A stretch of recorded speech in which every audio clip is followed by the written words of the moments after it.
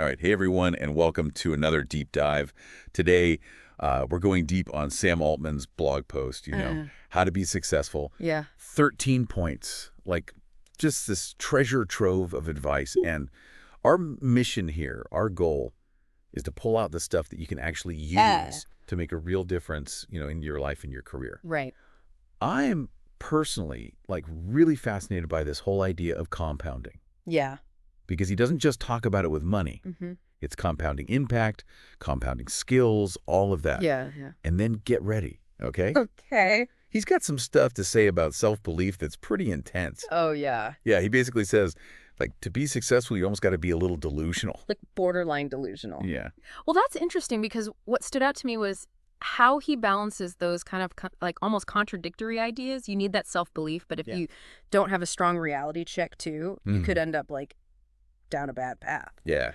So he walks that line, right? Mm-hmm. He does. He gives us a framework for being ambitious, but still, having your feet on the ground. Yeah, makes sense. All right, so let's break down this compounding thing first. Altman's really into, finding those areas in business and in your personal life, even where things can grow exponentially. He uses this idea, right? He says you got to add a zero to your success metric. A zero. Oh, wow. And it made me think, how often are we settling for just, linear growth when we could be aiming for these huge leaps? Yeah, how do you even, find those things where the growth could be exponential? I think it starts with your mindset. It's a total mindset shift. Okay. But you got to find the right areas for that kind of growth now. Makes sense. And he has this great story about visiting SpaceX. Oh, wow. Elon Musk's company. He was just floored by Musk's total conviction about colonizing Mars. Now, that is a perfect example because it's not just believing in something. It's about this vision, right? It's so clear, so strong, that it just drives every decision, even years down the line. Years, decades. Decades. I mean, thinking that far ahead. What's so cool about that is that level of conviction can actually make itself true. What do you mean? Well, when you really believe in something, it changes the way you act, how you use your resources, how you inspire other people. Yeah.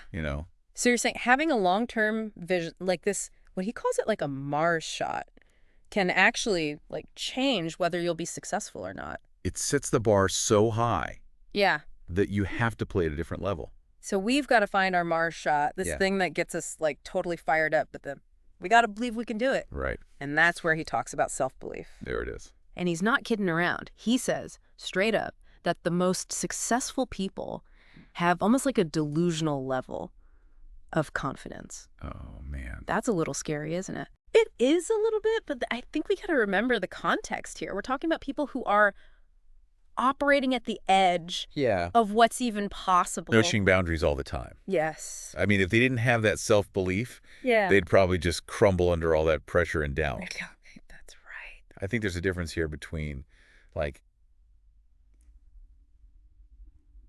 arrogance, Yeah. blind arrogance and really believing in your ability to figure things out. Yeah. Even when it's tough. I might not know all the answers right now, but I'm going to figure them out. It's perfect, yeah. He's got this personal story in here that I thought was really interesting, too. Oh, yeah. He talks about how he used to, hate criticism. Okay. Just avoid it at all costs. Like the plague. Yeah. But then he realized to make sure his self-belief wasn't actual delusion. Right. He had to get comfortable with hearing the truth. The hard truths. The hard truths. Yeah. Even when they're not what you want to hear. That's so important. So how do you think we find that balance, right? Well, it's tricky, right? It's a balancing act. But I think it takes a lot of self-awareness. Okay. Knowing your strengths, but also knowing where you might be blind to things. Yeah. And that's where mentors come in. Oh, interesting. Advisors, people you trust, because they can give you that outside view. Yeah. Help keep you grounded. So not yes people, but people who will push you a little bit. Exactly. Challenge your ideas. People who will make you better. Yeah. That's what we need. That makes sense. Okay, so we got our Mars shot. We've got our crazy self-belief. But now we hit a wall, right? Okay. How do we even come up with those big game-changing ideas in the first place? That's the million-dollar question. And that's where Altman gets into, like, independent thinking. Yeah, he's very clear about that. Original thinking is essential, especially, like, if you're an entrepreneur, but you don't really learn it in school. No, you don't. Not really. School's all about, like, fitting in, getting the right answer. Yeah, not rocking the boat too much. Exactly. Yeah. So he says we got to cultivate that independent thinking on our own, basically. It's about thinking from first principle. Oh, I love that. Questioning assumptions, coming up with new ideas, and then testing them in the real world. Get your hands dirty. Right. See if they work. Fail, experiment, all of that. There's this quote that he has that I just, like, love. He says, "I will fail many times, and I will be really right once." Wow. Doesn't that just, like, sum up, like, the whole spirit of entrepreneurship? Yeah, it's that willingness to fail. To keep going. To find that one thing that works. To get to that one right answer. Yeah. It all ties into risk-taking, too. Oh, interesting. Which he talks about next. All right, so this is where things get, like, a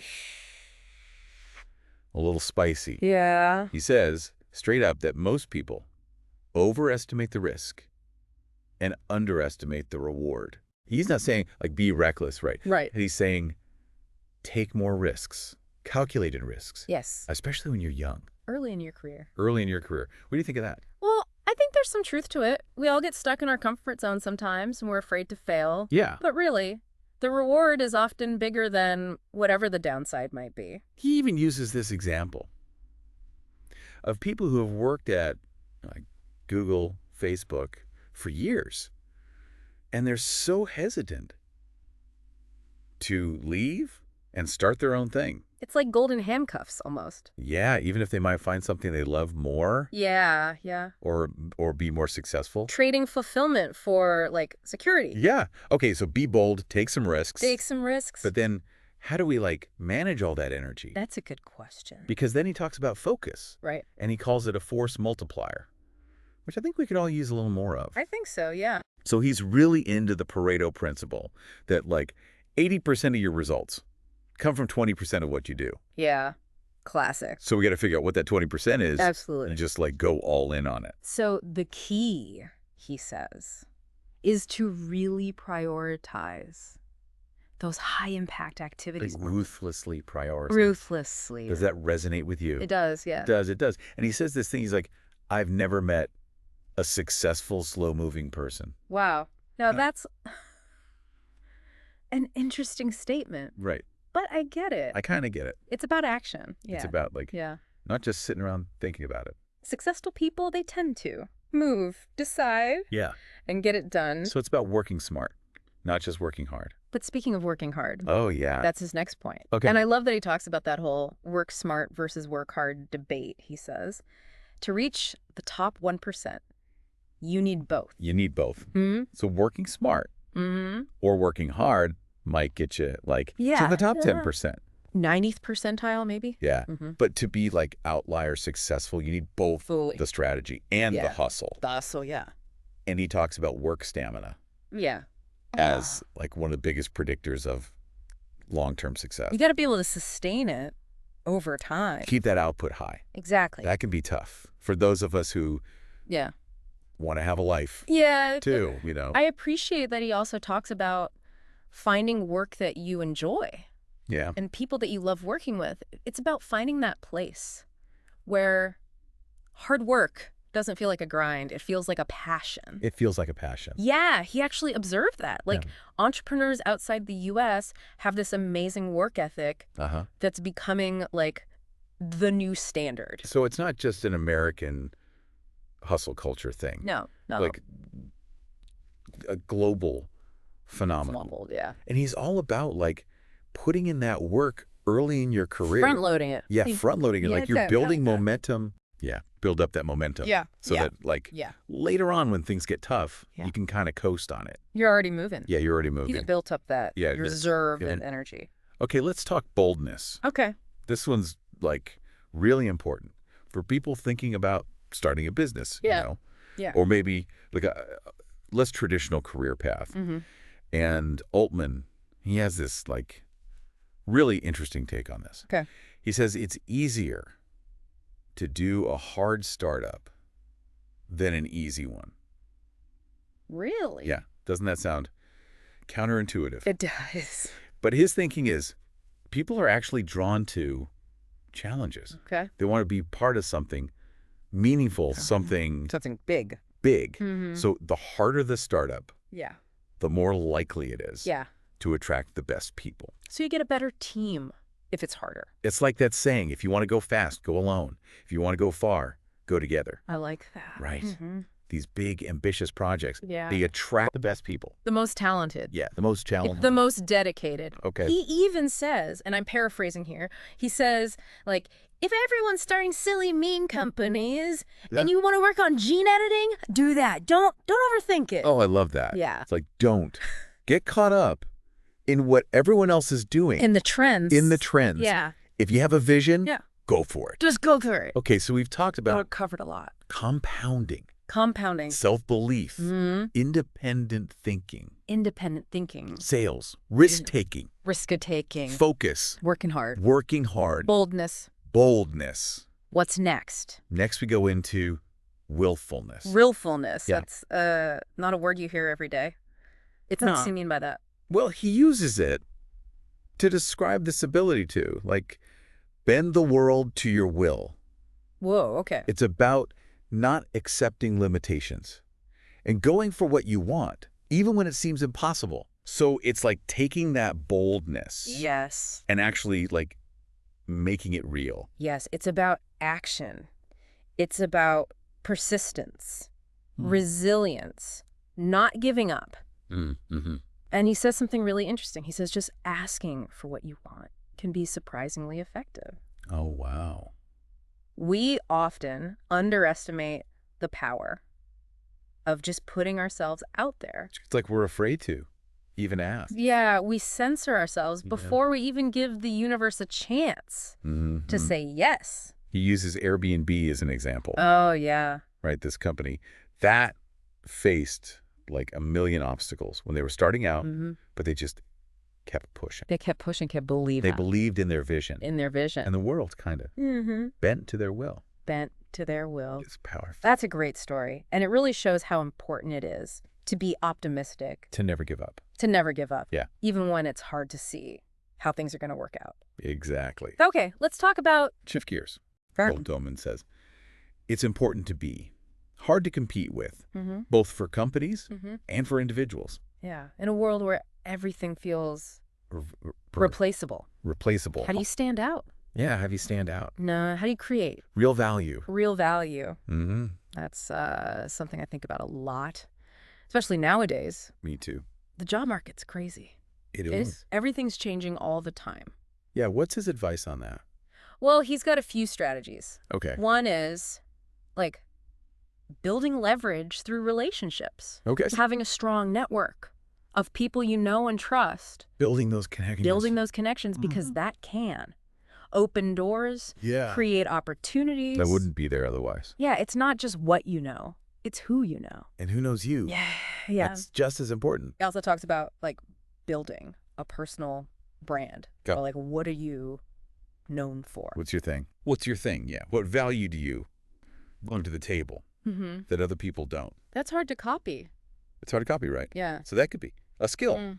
a unique perspective, Mm. or even just like a way of approaching problems. That's a way of thinking. Yeah. Yeah. He also says you should try to become an expert at like the intersection of multiple fields. Interesting. So like the more you know Yeah. about different things, Yeah. the more valuable you are, The more valuable you are, yeah. especially now when everything's so complex. Duplex. Right. Mhm. Solutions require people from different fields. You're working together. Yeah, working together. Yeah. It's like becoming what they call a T-shaped person. Oh, yeah, I've heard of that. You know, like deep expertise in one area, Yeah. but a broad understanding of other stuff. Yeah, I like that. And just as important as building leverage, Mhm. he says, we got to avoid what he calls mimicry behavior. Mimetic behavior. It's like the tendency to just copy what everyone else is doing. Follow the herd. Follow the herd. Yeah. You know, Mm. no one ever got rich Yeah. following the herd, right? Yeah, that's right.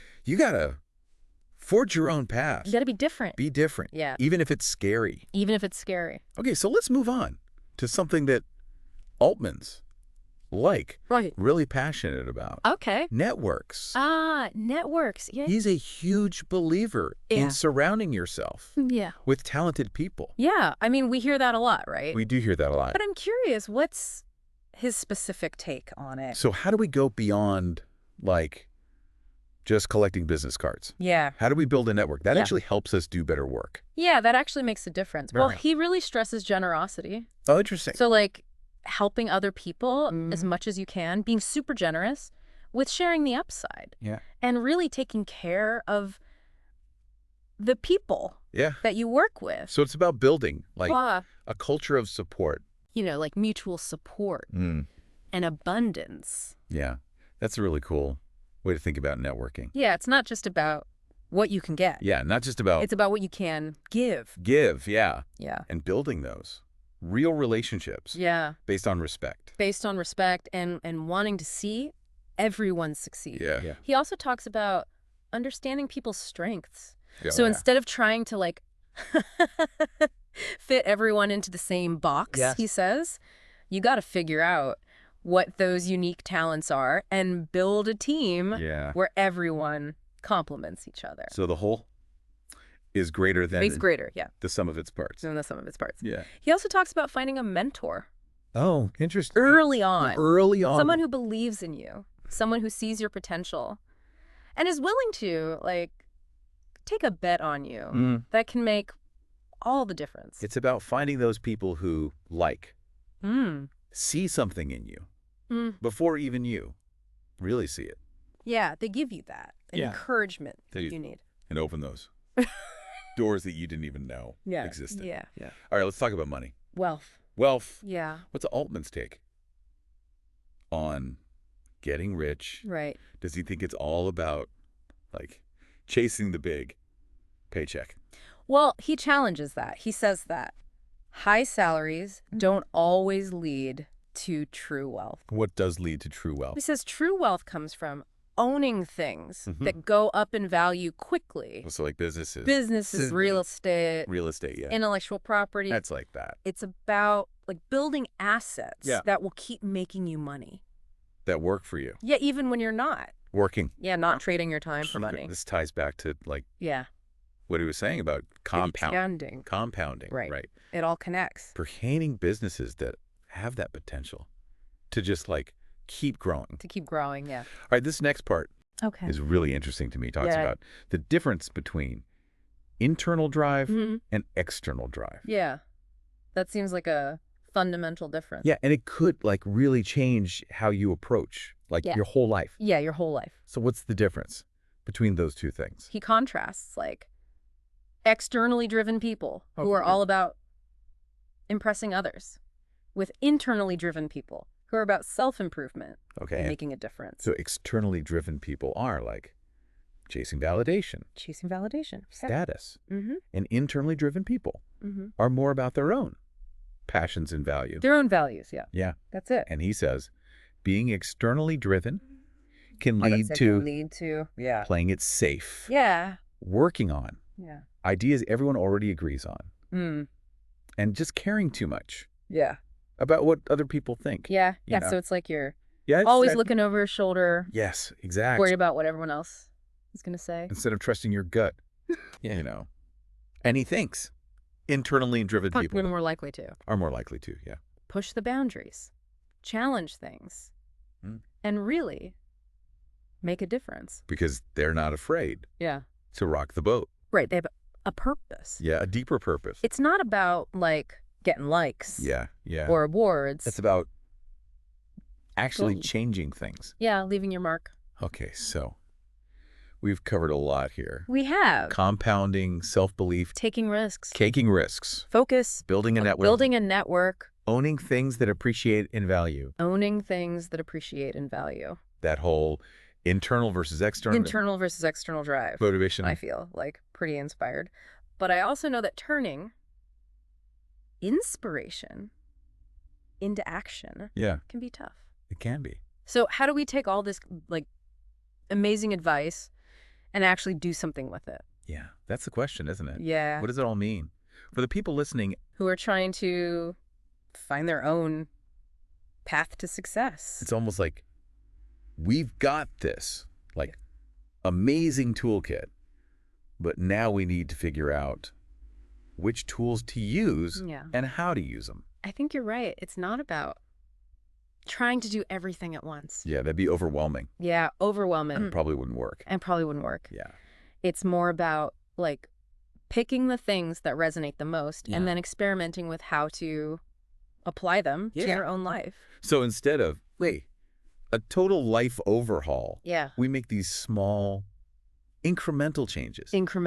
Based on, like, what really matters to us. Yeah, that makes sense. And we just, like, build from there. You build momentum. Build momentum. Yeah. That's what he was saying. Yeah. About compounding, right? It all comes back to that. Yeah. Even small actions, if you do them consistently, lead to big results over time. It's like that saying, a journey of 1,000 miles begins with a single step.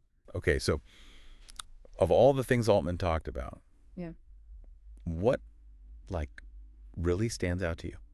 Well, I think compounding itself is just huge, right? It's about always looking for those chances to add a zero. To add a zero. Whatever your success metric is. Whether it's impact, influence, money, it's about thinking. Exponentially, not linearly. And that ties back into finding your Mars shot, right? Exactly. Having that big, audacious goal. Yeah, that vision. That pulls you forward. Yeah. When things are hard. That lights you up. Yeah. That gets you excited. And then, of course, self-belief. Self-belief, can't forget that. It's like the foundation of everything. The foundation of everything. And believing in your ability to figure it out, to overcome those obstacles. To achieve what seems impossible. Yeah, having that, like, I'll figure it out attitude. That growth mindset. Yeah, like, I may not know everything right now, but I'm going to learn it. I'm going to adapt. I'm going to keep going. Keep going, yeah. And it's not about, like, being blindly optimistic, right? No, it's about... Or ignoring your weaknesses. It's about being realistic. Yeah. About your strengths and weaknesses. And finding those people who will, like, support you. Yeah. But also challenge you. Keep you grounded. Keep you grounded, yeah. Yeah, I love that. And we also talked about focus. Focus. Oh, yeah. Prioritize. Ruthlessly. Yeah. Prioritizing. Those things that actually make a difference. That move the needle. So you're not like busy all the time. Yeah, busy work. Busy work. Yeah. You're actually, like, making progress. It's about impact. Impact, yeah. Working smart. Working smart, not just hard. And making sure your efforts are, like, actually moving you towards your goal. Aligned, yeah. And let's not forget about... building that network, right? The network, yeah. Surrounding yourself with people who can help you. Inspire you. Yeah. Challenge you. Yeah. To be your best. That's what it's all about. And, of course, owning those things that appreciate and value. Building those assets. Shifting your mindset from trading time for money to creating something that, like, makes money for you. That works for you. Yeah. Even when you're not actively working. And then finally, I think the most important takeaway from all of this is internal drive. Internal drive. Yeah. Finding work that you're actually passionate about. Exactly. That gives you, like, a sense of purpose. A sense of purpose. It's not about external validation or, like, chasing status. It's about making a contribution. Yeah, leaving your mark. It's on the world. Living a life that you actually find meaningful. If I had to pick one thing for you to really think about from this whole deep dive, it would be that last point. It's internal drive. Internal drive. Yeah. Are you chasing validation from other people? Or are you going after what really matters to you? That's a really good question. It's a good question. Take some time to think about what drives you, what gets you excited to get out of bed in the morning. It's about finding that thing that makes you feel alive. Alive, yeah. That's where the real fulfillment comes from. Yeah. And that's where a real lasting success comes from. Okay, so before we wrap up, I want to leave everyone with, like, a challenge. Okay. What's one small thing that you can start doing today to compound your efforts towards success. So whatever success looks like. For you. For you. Yeah. Maybe it's reaching out to a mentor. Maybe it's investing in learning a new skill. Learning a new skill, yeah. Maybe it's just like taking 15 minutes every day to brainstorm new ideas. Remember, even those small actions, if you do them over and over consistently, they can lead to like extraordinary results. It's about taking that first step. That first step, no matter how small. And then building that. And building from there. Momentum, yeah. Building that momentum. Well, this has been awesome. This has been great. I've really enjoyed this deep dive. Yeah, thanks for joining us on this deep dive into Sam Altman's How to Be Successful. We hope you found it helpful. And inspiring. Inspiring, yeah. Until next time, keep diving deep and keep pushing towards your own version of outlier success.